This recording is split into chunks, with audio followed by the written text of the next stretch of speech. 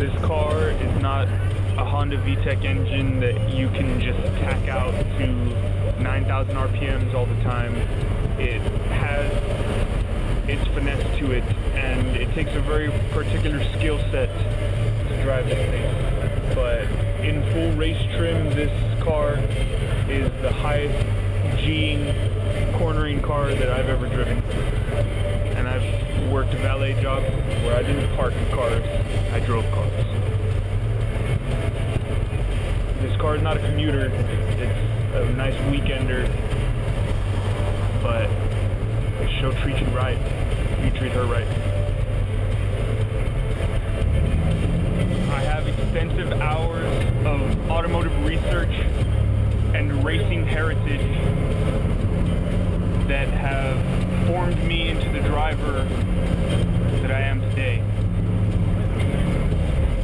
I will pass along some of this knowledge to this baby's next owner,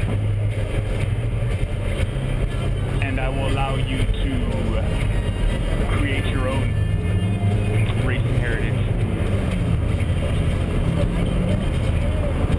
I have always been big into anything automotive, but my budget has limited me to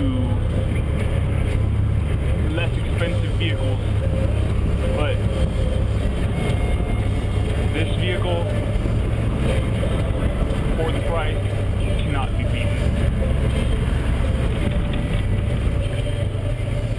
I have all of the original parts and many spare and aftermarket parts available, so you can go any direction that you want with this thing. Possibilities are pretty much endless.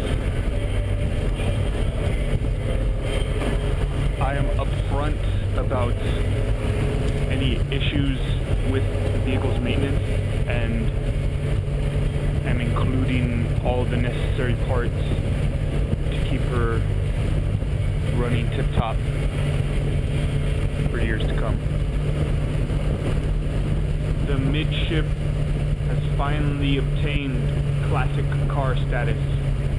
You can acquire classic car insurance, and the rarity factor begins to increasingly and exponentially raise the value that these vehicles can bring in the future. If you are addicted to lateral G-forces like I am, this vehicle is for you.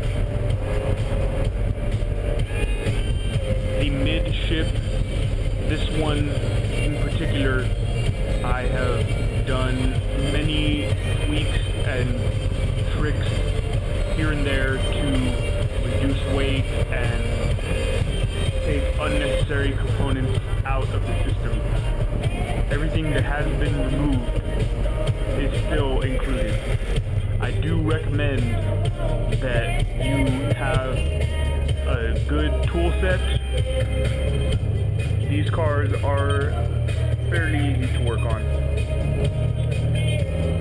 I have acquired both of the dealer maintenance manuals, so any types of work that you feel are over your head, you can see exactly what is necessary to make those repairs. Rock out the road, man. If all of this has increased your desire to know more, please